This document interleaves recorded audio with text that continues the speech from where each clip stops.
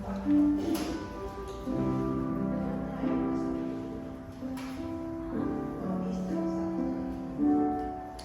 everyone. Morning. Happy Sunday. Let's start our worship service for this morning. Alright, so for our opening hymn, may I invite everyone to please stand as we sing Victory in Jesus.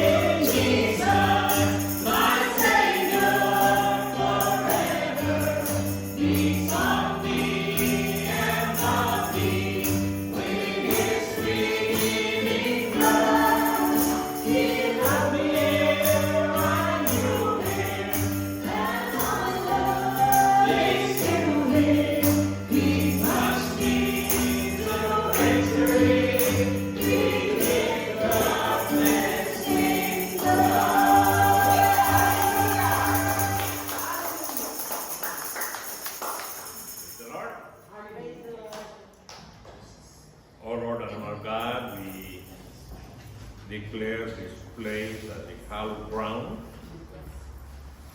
because you are here. We thank you that as a people we can be gathered together just to praise your name, to give you thanks, to worship you and declare our allegiance that you alone is our God.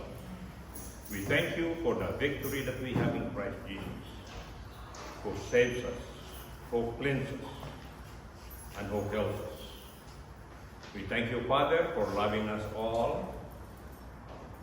We thank you, the Jesus, for saving us. Thank you, the Holy Spirit, for indwelling us. We ask you now that as we continue to worship you, that you will release your mighty power amongst us, that we may realize and we may experience and feel the reality of your presence amongst your people, Lord. Yes. We thank you that our worship and our relationship with you, O God, is not limited by how many numbers we are, but on the promise that we have 2 or 3 are gathered, you are in the midst of them. Yes, you are here. We thank you that you will release that power for those amongst us that who are not feeling well, you will make us well. And now we ask you to bless the remaining portion of our worship time together. May we just enjoy your presence in our midst today. In Jesus' name we pray. Amen. Amen. Alright, so let's continue singing for the Lord. But before that, I wanted to share to you something.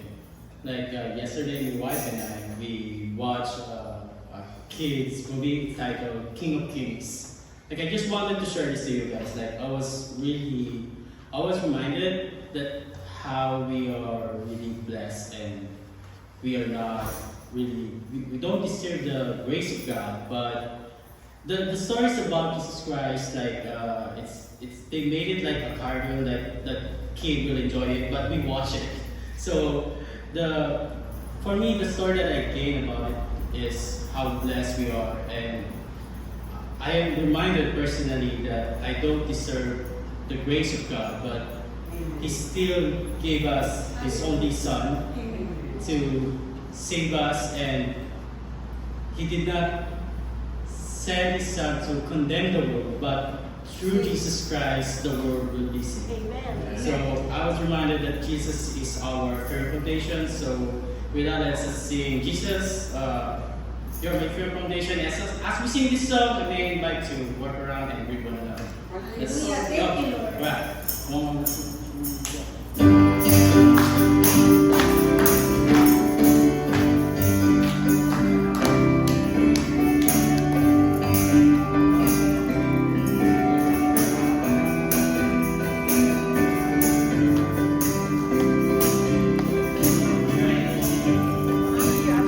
Jesus, you're my firm foundation. I know that's secure. Jesus, you're my firm foundation. I put my hope in your holy word. I put my hope in your holy word. Jesus, you're my firm foundation. I know I can stand secure. Jesus, you're my firm foundation. I put my hope in your holy word. I put my hope in your holy word. I have a living hope. I have a future. God has a plan for me. For this I'm sure. For this I'm sure. Jesus, you're my firm foundation. I know I can stand secure. Jesus, you're my firm foundation. I put my hope in your holy word. I put my hope in your holy word. Jesus,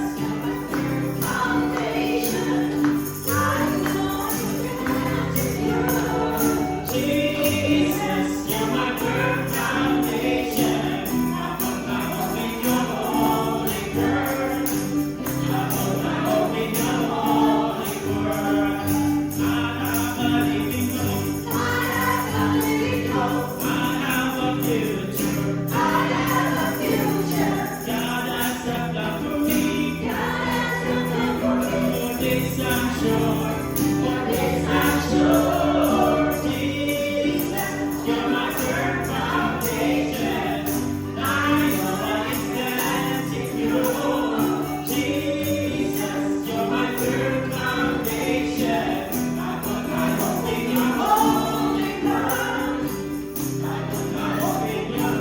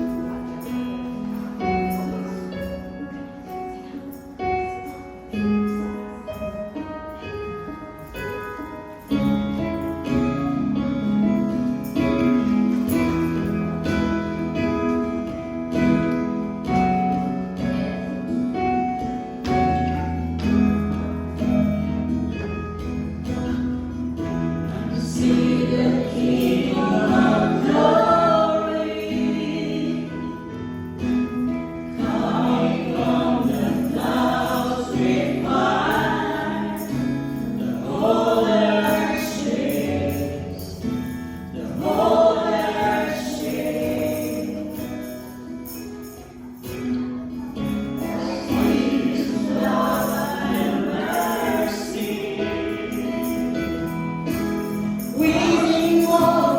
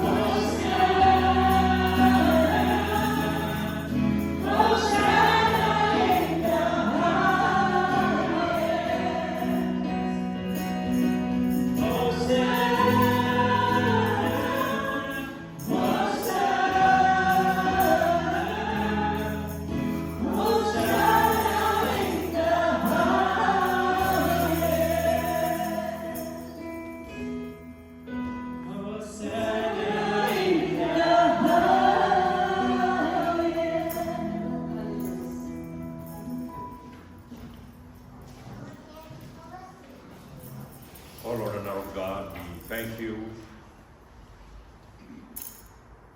that we can come to you in worship. We thank you, Lord, that you are the God who is in this prayer.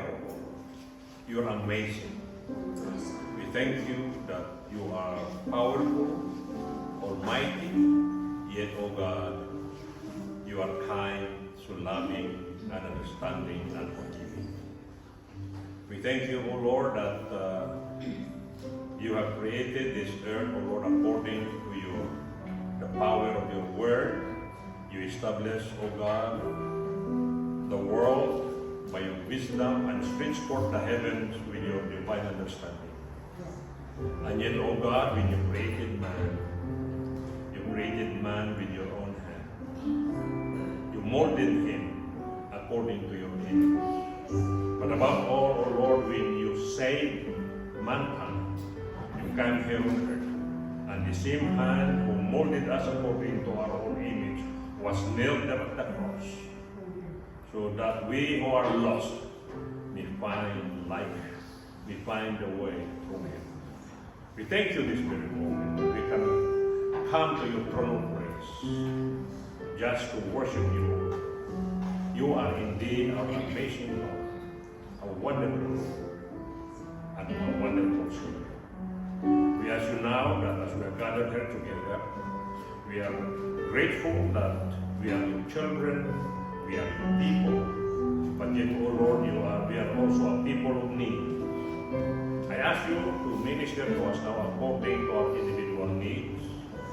Many of us, O Lord, many of our people are not here because they are not feeling well, they are under the weather, they are sick. Whenever they are, O God, for whatever reason, O God, also may you just extend, O Lord, your divine hand, your divine touch to them, touching them all over the top of their heads down to the sole of their feet, bringing healing into their physical bodies. Those who are sick with this virus or flu and other illnesses, oh God, we rebuke it in the name of Jesus. And may the stripes of the Lord Jesus Christ that He suffered there at the cross may bring healing to them, and healing them will be. For those who are, oh Lord, amongst us, we have some problems.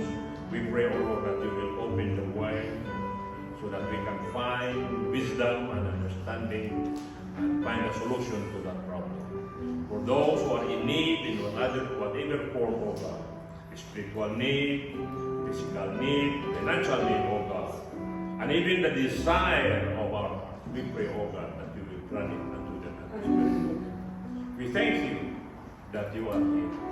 We thank you that you are the God who can read what is in our mind, you can see what is in our heart, you can know, oh Lord, our intention. We pray, oh Lord, that in the point of our need, we may experience indeed that you are our Jehovah Jireh, who meet all our needs in Christ Jesus our Lord. We ask you now that you continue to bless us as we continue to worship you, O Lord. We thank you that you are here. Bless the land of America also. We pray that you just bless this country. We remember the Philippines also, O Lord. Especially, O God, for the forthcoming election in the Philippines. Grant that you will intervene, O Lord. Let them know that there is God who is in heaven honest people to be elected to the position, O Lord. I pray that you will guide the Filipino people to choose that which is the right person to lead our country. We thank you that you are the God who put people in position to govern, to help govern, O Lord, the human society. And now we ask you to just be with us as we continue to worship you. In the mighty name of Jesus I pray. Amen. Shall we remain standing as we offer unto the Lord His tithes and our offerings?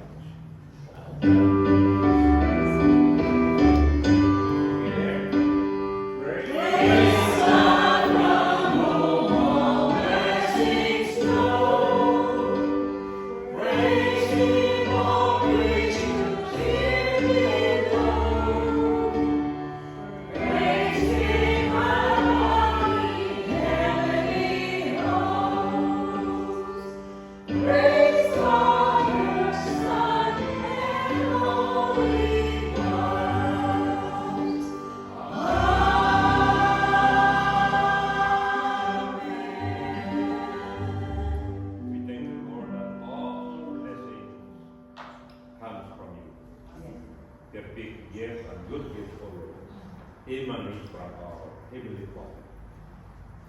And we thank you that we can worship you for the material things you have given us. We thank you for the job that you have given to your people. We thank you for the strength and the health that we have. We thank you for the work. Lord, I pray that you will bless them. For those who are having businesses, oh God, I pray also that you will expand the tent, oh Lord, the clientele, oh God. We thank you once again that you own everything, oh Lord, the silver and the gold, but above all, you own our heart. We thank you for this blessed time of worshiping you for the material things. In Jesus' name we pray. Amen. Let us be seated as the word of God.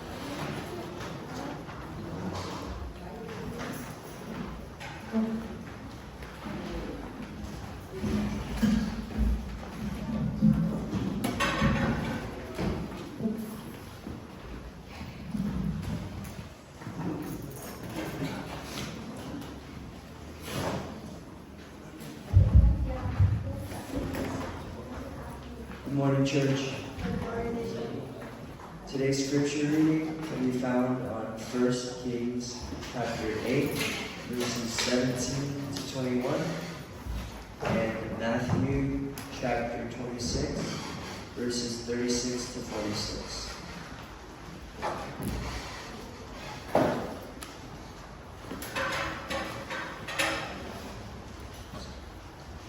My father David had it in his heart to build a temple for the name of the Lord, the God of Israel.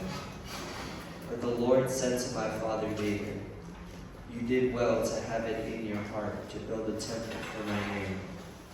Nevertheless, you are not the one to build the temple, but your son, your own flesh and blood. He is the one who will build the temple for my name. The Lord has kept the promise he made. I have succeeded David, my father, and now I sit on the throne of Israel, just as the Lord promised. I have built the temple for the name of the Lord, the God of Israel. I have provided a place there for the ark, in which is the covenant of the Lord that he made with our ancestors, and he brought them out of Egypt."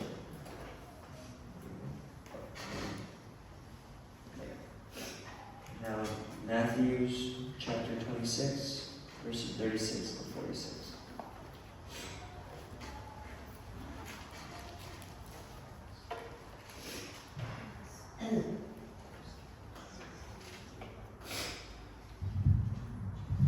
Then Jesus went with his disciples to a place called Gethsemane, and he said to them, "Sit here while I go over there and pray." He took Peter and the two sons of Zebedee along with him, and he began to be sorrowful and troubled. Then he said to them, My soul is overwhelmed with sorrow to the point of death. Stay here and keep watch with me. Going a little farther, he fell with his face to the ground and prayed, My Father, if it is possible, may this cup be taken from me. Yet not as I will, but as you will. Then he returned to his disciples and found them sleeping. Couldn't you men keep watch with me for 1 hour? He asked Peter. Watch and pray so that you will not fall into temptation. The spirit is willing, but the flesh is weak. He went away a second time and prayed, My Father, it is not possible for this cup to be taken away unless I drink it. May your will be done. When he came back, he again found them sleeping, because their eyes were heavy. So he left them and went away once more and prayed the third time, saying the same thing. Then he returned to the disciples and said to them, Are you still sleeping and resting? Look, the hour has come, and the Son of Man is delivered. The Son of Man is delivered into the hands of sinners. Rise, let us go. Here comes my betrayer. And bless God for them. Bless God. Amen. Amen.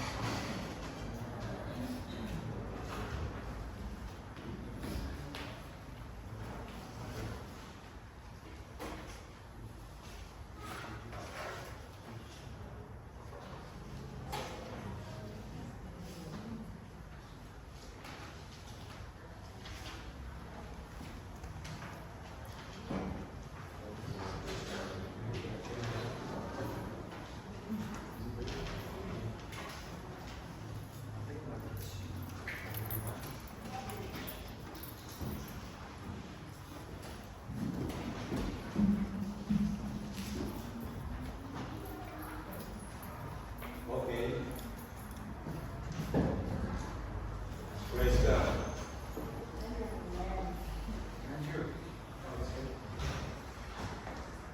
Before we hear this message for us, let's allow Him to bless each one of us. And let's invite His presence while we hear His message. Lord, you are our awesome God, uncontainable. And thank you, dear Father, for this day. You allow us once again, Lord, to come and worship you in this place. Thank you for your presence. And we are here, dear Father, because we want to honor, to glorify you, because you are the blesser of this church. And thank you, dear Father, for all the favor that you have given unto us. And thank you, Lord, for the confidence and the access that we have because of your love and because of your sacrifices at the cross. And right now, dear Father, we would like to ask your dear presence and power to be with us while we listen your message for all of us. In Christ's name, Amen. Amen.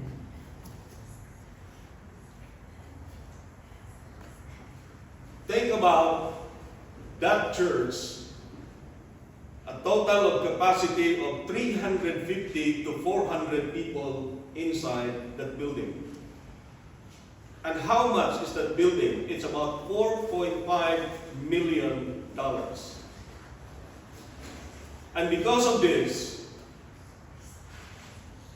The promise of God is not limited based on our resources, but based on our God, who He is. Let's go immediately here. Here is the passage. Sing, O barren woman, you who never bore a child, burst into song and shout for joy. You who were never in labor, because more are the children of the desolate woman than of her who has a husband, says the Lord. In verse 2, enlarge the place of your tent. Stretch your tent curtains wide. Do not hold back. Lengthen your cords. Strengthen your stakes. For you will spread out to the right or to the left. Your descendants will dispossess nations and settle in their desolate cities. These 5 verses presents a powerful message of hope and restoration for Israel, portrayed symbolically as a barren woman. What is a barren woman? She is fruitless, impotent, useless, or desolate. The barren woman here refers to the nation of Israel. This passage speaks to deep feelings of shame and despair that the Israelites experienced during their Babylonian exile. In ancient Israel, fertility was seen as a blessing from God, and barrenness was often viewed as a curse. And the Lord assures them of His love and a promise, future filled with blessings and growth. Today, God uses FIGC Church to accomplish His will and purpose here on earth. In order for us to grow spiritually and numerically, as a church, we need to listen to His message for all of us today. In this passage, Isaiah 54, 1-5. There are 3 things that we are going to do, where the Lord asked us to do today. The first one is be joyful with our hope in God. Be joyful with our hope in God. Here, note the word sing. And then another one, shout for joy.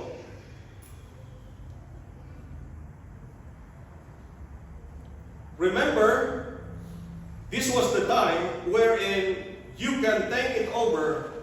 Can they still sing? Can they still shout for joy? When they were in captivity? It's hard. But the promise of God, it says here, sing, barren woman. It refers to Israel. Then shout for joy. The reason behind is here, because more are the children of the desolate woman than of her who has a husband, says the Lord. Now think about this. And Isaiah chapter 54 follows the prophetic declaration in Isaiah 53. After the suffering servant, where Pastor Ed preached in chapter 53, who bears the sense of meaning. This passage sets a tone for hope and restoration following his suffering. Isaiah 54 addresses Israel after the Babylonian exile, portraying them as a barren woman who has not borne children due to their unfaithfulness and separation from God. The Lord asked them to do. The first one, be joyful with our hope in God.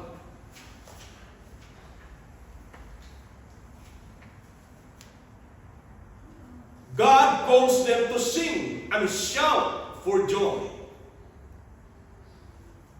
Yes, it's true. After 700 years of their captivity with the Babylonians, they were free. And this was the promise of God. And after that, here is the message for all of us. God calls them to sing and shout for joy. God commands to those who feel barren or desolate to rejoice.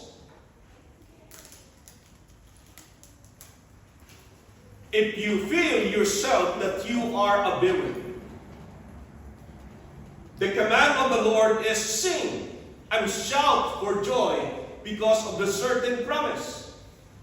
You will have more children to come. In here, God commands to those who feel barren or desolate to rejoice. It's hard to rejoice where you can never see yet. The call to sing signifies an act of faith. Despite their current circumstances, they are encouraged to look forward to God's promise. The call to sing signifies an act of faith of their current circumstances. And the metaphor of barrenness transforms into one of abundance. And God assures them that they will have more descendants than those who were once considered blessed. The promise is this, because more are the children of the desolate women, says the Lord. This is the message for all of us. If you feel yourself, Lord, I don't have any child yet, claim the promise. The problem behind is this, are you prepared to bear more children, to take care of more children?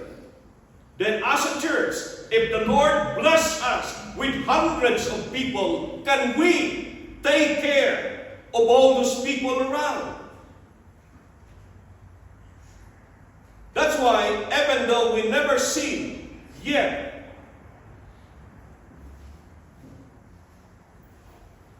the growth and the number of people and the number of converts and the new people will come in,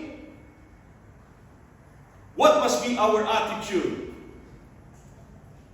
One thing he asked, sing and shout for joy in advance. It's not our job to bear more children or to more have members in our church. It's God's.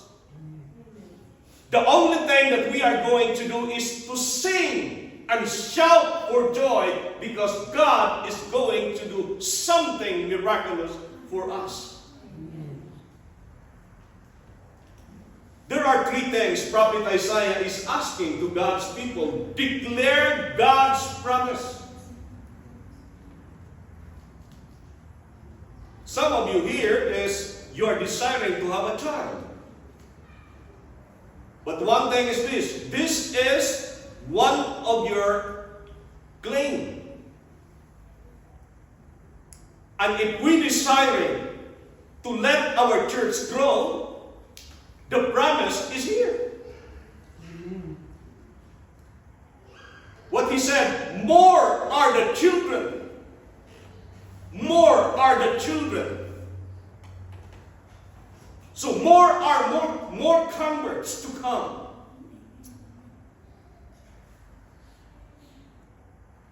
The question is this, what we declare?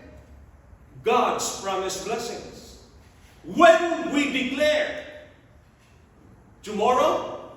No. Right now. Next. Who will declare? God's people. The FIGC Church. how we declare. When we declare God's promised blessings, it must be a loud singing. Loud singing. Shout for joy. Next, why we declare. Before we were barren, but now more are the children. If we are desolate or barren for about 2 years, it's the same number. It's not a magic that the Lord will add more people will come in here.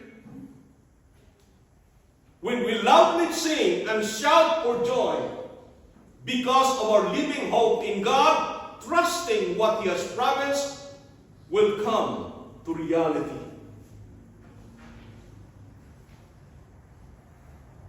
Declare with anticipation of fruitfulness by faith.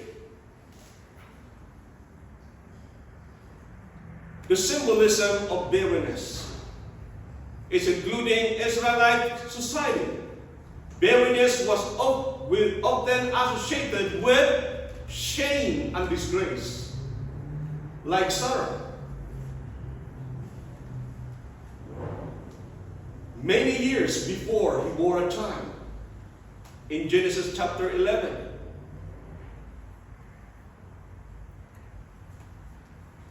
then Rebekah, and then Rachel. The desolate woman represents Israel's spiritual barrenness during her exile when she felt abandoned by God due to their sins.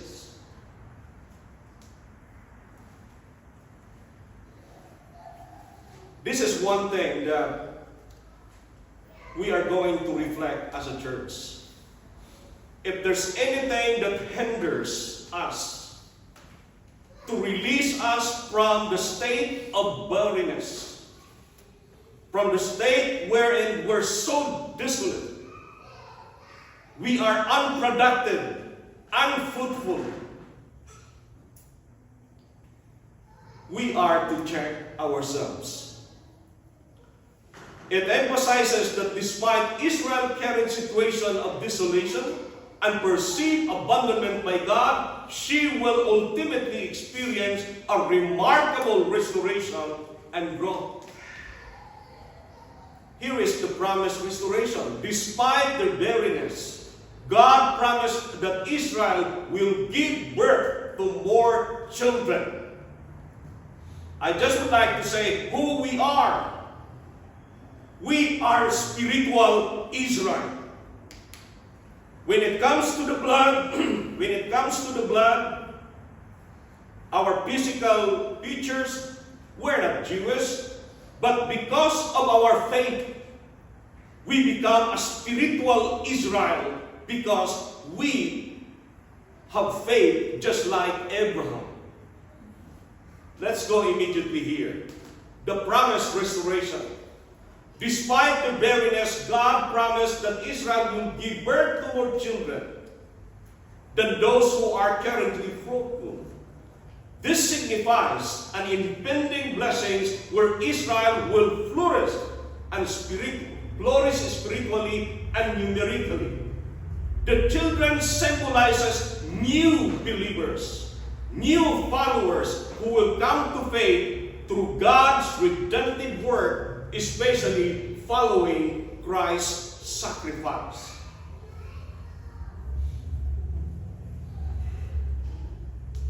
Here is the simple application of this. This message serves us as a reminder that the periods of desolations or spiritual barrenness can lead to profound transformation and renewal through divine intervention. Yes, out of our frustration, disappointments, why we never grow, Lord, why we don't have any new converts, and because of that, our faith will transform, our faith will be renewed through divine intervention. And this message encourages us to trust in God's promises for restoration, regardless of current circumstances, emphasizing that God can bring forth life and growth from seemingly facing hopeless situation and present life challenges. Promise to be restored. Next, declare the marvelous things God is about to do. Bearing and having more people to come, more converts, is God's work.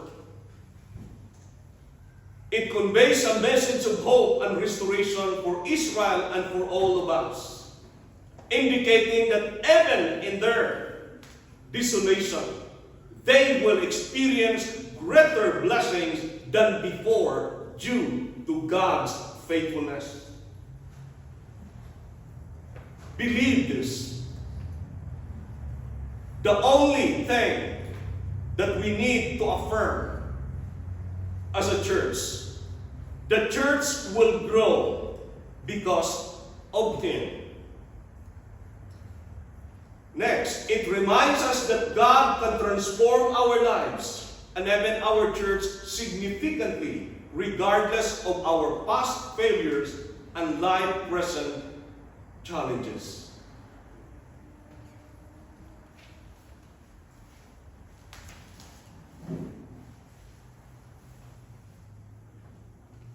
Be joyful. Next, be zealous in reaching our God-given goals. Now, here is the thing in verse 2. Enlarge the place of your tent. Stretch your tent curtains wide. Do not hold back. Lengthen your cords and strengthen your stakes. For you will spread out to the right and to the left. Your descendants will dispossess nations and settle in their desolate cities.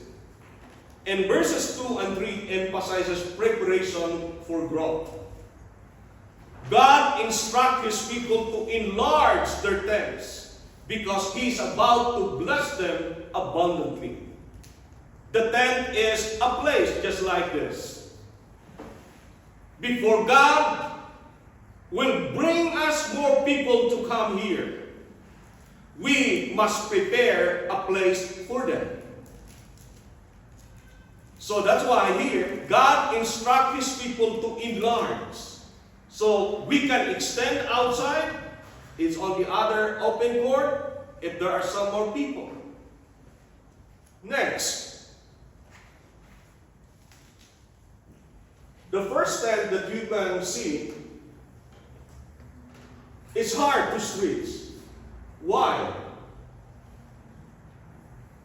It's already at the maximum level of the situation of the tent. It's not expandable. Unlike this, you can expand much more, wider. But that one is limited. But this one is this. This is one thing that we are going to do. Enlarge the place of your tent. Then this image conveys that they should expect an influx or inflow of people, both returning exiles and the new converts will come into relationship with God. You see? That's the wise decisions that we have. If you want to count the number of people that can accommodate this place, it possibly is 150. And it can accommodate up to 200. In just 1 year, if God will bless us with people, in just 1 year, 200 can accommodate this place. In the next few years, let's move out and have that new building that accommodate 400 people. Now, let's go immediately. The promise extends beyond more numbers. It signifies spiritual revival and restoration.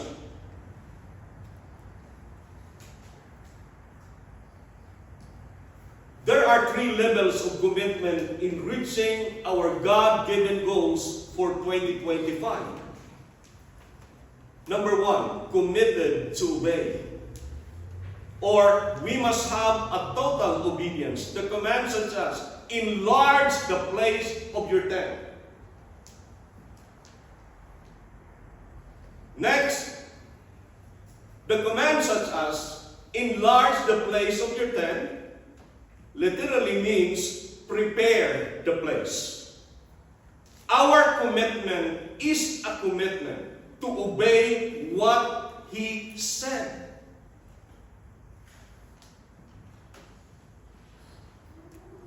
When the Vietnamese church occupied this place before, they could not accommodate the youth because they don't have any room for them to go inside and accommodate with them here. So they decided to move to other place which is much more bigger than this, twice as big as this. For us to be blessed by God, we are going to commit ourselves to obey. Another one, committed to stretch the circle of influence. In verse 2b, stretch your curtains wide. Stretch our faith and our sphere of church influence. Stretch FIGC Church ministry to a new level and areas. Looking at it here, more or less here, the members of this church are 30, more or less 30. The circle of our influence, if we can widen it and stretch it, we can gain much more friends, and then by God's own time and by God's intervention, we can invite them to come and join together here with us. The circle of influence. That's why to be a good influencer to people is the hard thing to do. Because people would like to see only what's our mistake. That's one thing that the Lord wants us to be a good influence to others. Number 3, committed to do hard work. Do not hold back, lengthen your cords, and strengthen your sticks. This instruction directed towards the people of Israel and to our church, symbolizing the need for expansion and strengthening in their spiritual and social living. So that's why is it that Sister Stella would like to have a Bible study and a Sunday school? For you to be equipped, for you to be strengthened of God's Word. And number 2 here is this. One of the instruction is social living. How can we a blessing to others while we are living outside of this church, when we go to our own respective places? Next, the cords. In here, in verse 2b, it refers to expounding the boundaries of reach of the community. That's hard work. Cords in ancient times were used to secure them. Lengthening symbolizes making room for more people or believers. That's hard work. It is an encouragement for the church to prepare for growth by extending our outreach and influence. Is it easy to do? No. To influence one person, it takes you a lot of time. To invite a person to join and to come with us, it takes a lot of hard work and effort.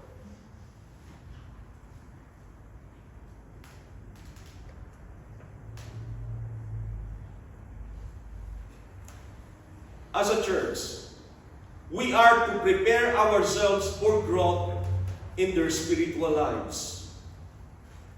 As a church grows in numbers, we are to ensure that foundational beliefs and practices are strong. That's why these churches are so careful enough when it comes to the church doctrines and practices. It involves investing in discipleship and mentorship. So if you want to have additional wisdom or thoughts, go to Pastor Ed. If you want to learn more about the skills of having a creative Bible studies, go to Auntie Stella. Mentorship.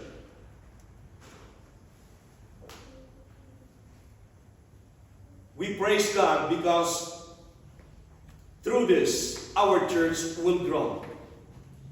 Having a good mentor and a committed leader.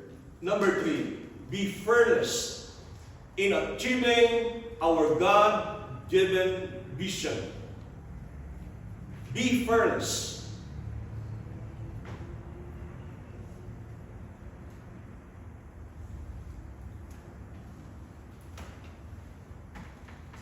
In verse 2 again, I'll go back. Enlarge the place of your tent. That means put it into action. When we stretch out our God-given vision, it takes a lot of courage and even pain. Like for example is this. If we are deciding to grow in numbers, it's not only the work of the pastor, but also the work for all of us. Why is it that I include pain?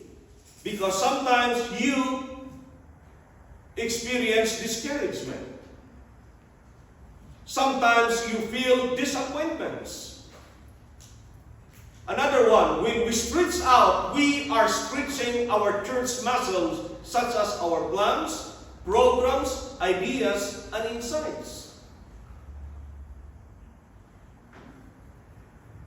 When we stretch out, we are stretching our commitments and involvements in some kind of service.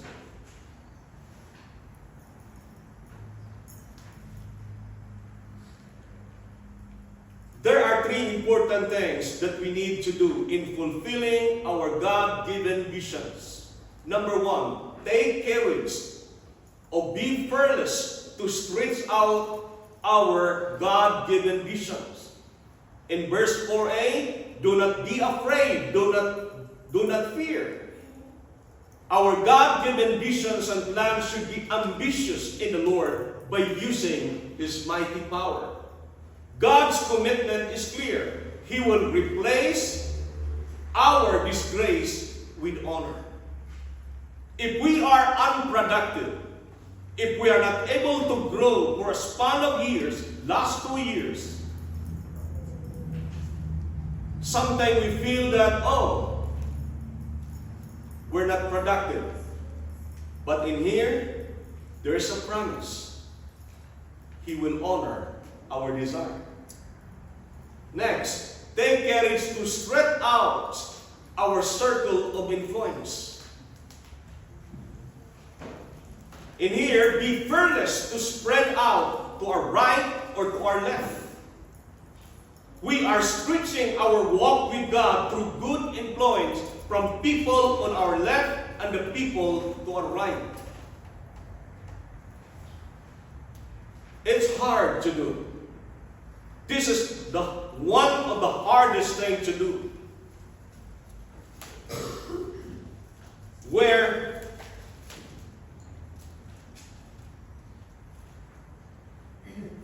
you face with people around you on your left and to your right. If you are a good influence, on your left? How about on your right? On your right, the first one is your family. Your direct loved ones, your siblings. And on your left is your friends, your co-workers. The question behind is this: are we fearless to influence them? That's why here we are stretching our walk with God. So that's why we are so careful enough when we are walking as a Christian outside of this church. Take courage to stretch our walk with God, then be fearless to make our mark on a land that does not yet know who we are. Your descendants will dispossess or inherit nations and settle in their desolate cities. God promises restoration and expansion to Israel after a period of exile and shame. Now, the question behind sometimes is this, and this is a part of our challenge. Can we pray to God that this place will become an FIGC landmark?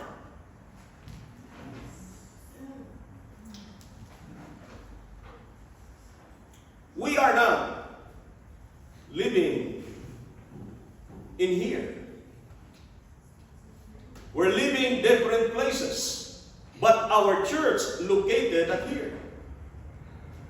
But can we pray to God that this place will become an FIGC landmark?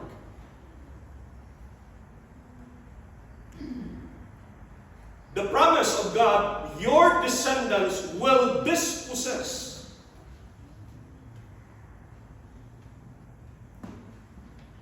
The Vietnamese church never dispossess or inherit this place.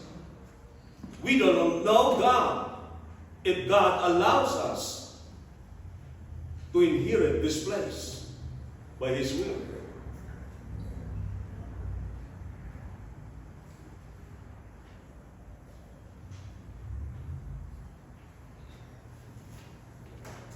In conclusion is this: God calls us to rejoice even in our struggles. In our own time now, it's hard to rejoice sometimes when our effort and our hard work, we never see yet that it produces. But God calls us to rejoice. Don't call yourself that, oh Lord, I'm useless. But in here, the promise of God is something that unbelievable. And God calls us to rejoice. Another one, we should prepare our hearts for what God has promised. God assurance. He removes our shame and replaces it with honor.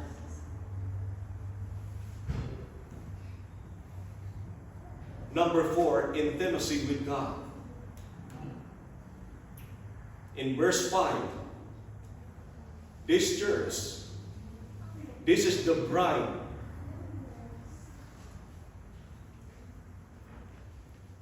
The wife of the Maker. The wife of the Creator. And the wife of the Redeemer, which is the Lord Jesus Christ. Now, we can have an intimacy with God. We are loved deeply by our Creator and Redeemer.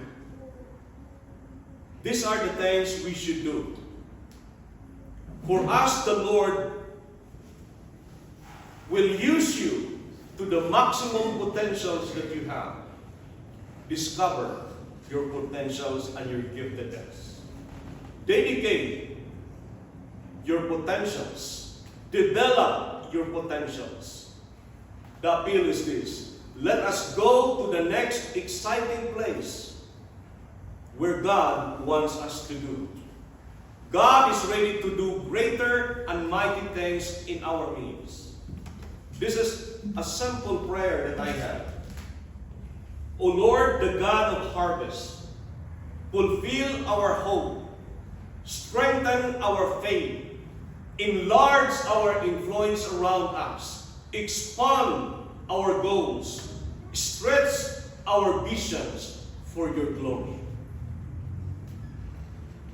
Friends, this morning, let us allow God to let this church experience spiritual breakthrough. And because of our faith in Him, we can expect that His promised blessings will come into reality in our midst. Lord, right now, thank you for giving us the promised blessings that we would like to claim it today, this right now.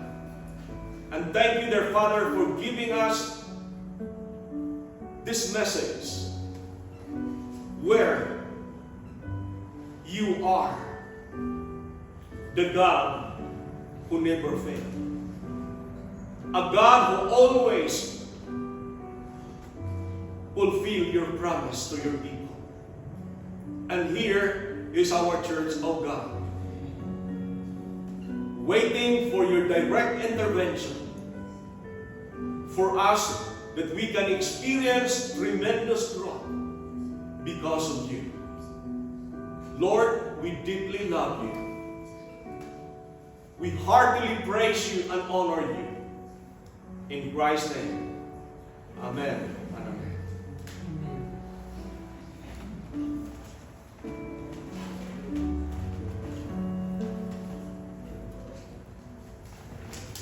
Let us have our communion now and respond to the message. We thank God that despite of our humanness, He's the God of blessings. He's the God who calls us. He's the God who enables us. And we thank you for that. We thank God that we can be a part of this great plan and work here. That great your time or okay?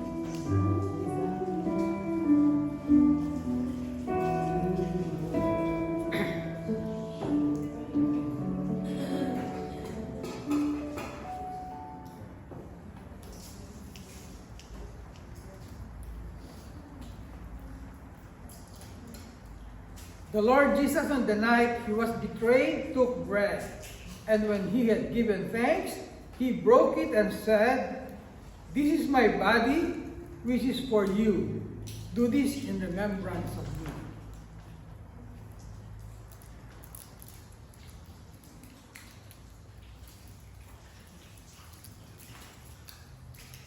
In the same way, after supper, he took the cup, saying, "This cup is the new covenant in my blood. Do this whenever you drink it in remembrance of me."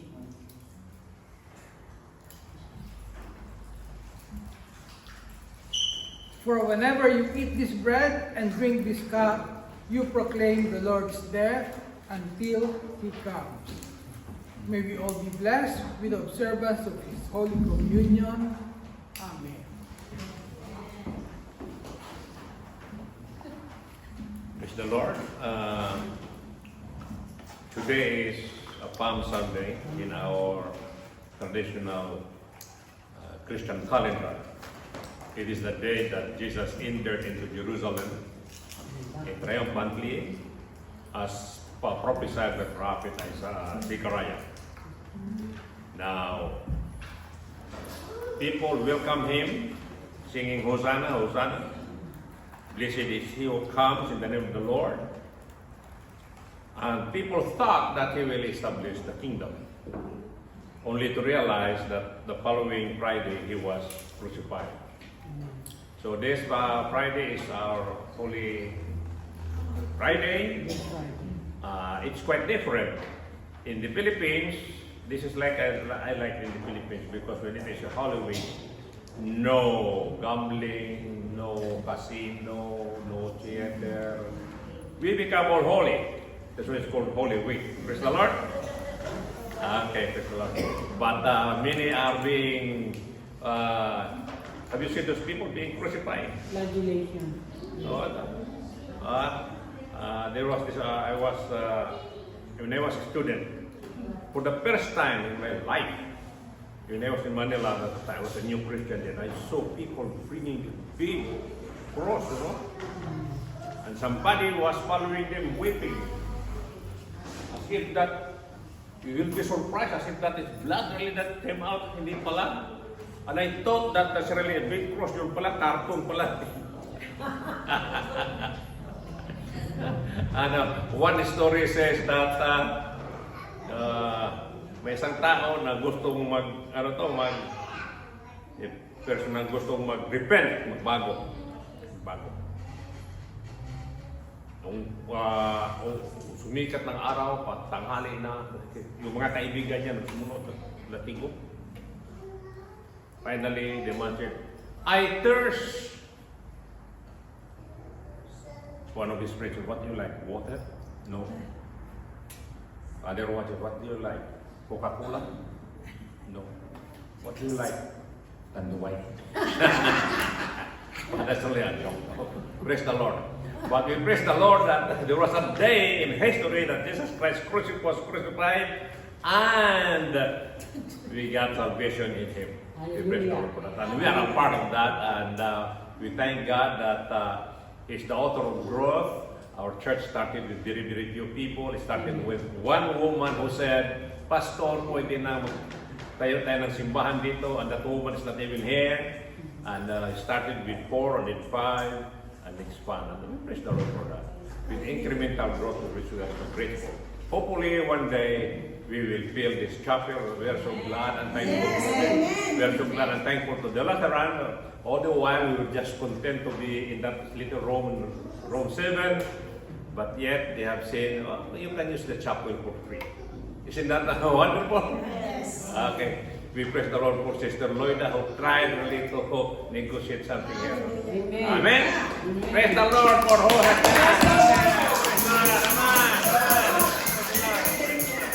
Praise the Lord. One day you can expand our tent, fill this with people because of you. Okay? Because of your prayer, your vision, your influence, and God will shower us with joy. Okay, let us sing our praise the Lord, for we can sing after there, but before.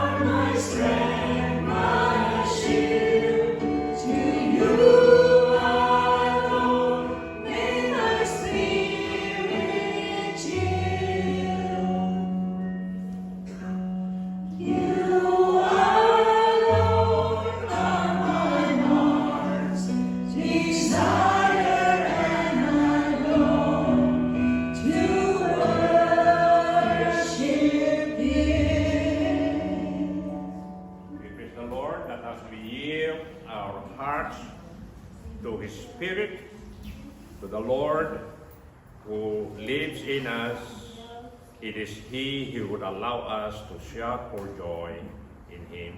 It is He who would allow us to be zealous in His word. It is He who will make us perfect as we continue to serve the Lord. Because it is He who is in us, is greater than He who is in the world. Lord, we ask you to bless the words into our hearts, that we may be wherever we will be, O God. Our lives will be a blessing to others, to people to our right and people to our left. May our lives, O Lord, be a part of that extension of your faithfulness. We thank you that it pleases you, O Lord, to use human beings whom you have saved, O God, sinful as we are. Yet, O Lord, by your grace, you save us, and you have allowed us to be a part of your kingdom's work here on earth. Remind us, O Lord, that this week, as wherever we might go, remind us always that there was a time that your Son Jesus died at the cross and then resurrected to save us, and at the same time, we whom you have called to be a part of your kingdom's work here on earth. We thank you, O Lord, for this privilege. Dismiss us now with your blessings. In the mighty name of God the Father, who loves us all, in the name of God the Son, Jesus, who gave his life for us, and in the name of God the Holy Spirit, who lives in us and enable us to do the things that you want us to do. In Jesus' name we pray. Amen.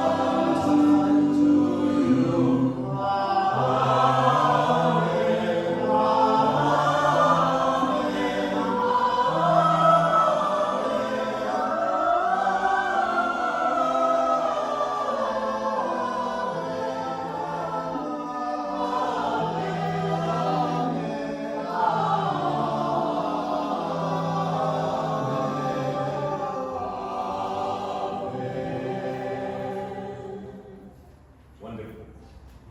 With the promise of God, His peace, His grace, will be with you all. In Jesus' name. Amen. Now, greet one another in the name of the Lord, and then stay for a moment for the practice, okay?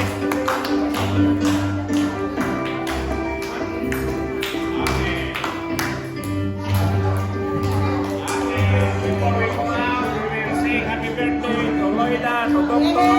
Come on, let's say that. Happy birthday to you. Happy birthday to you. Happy birthday.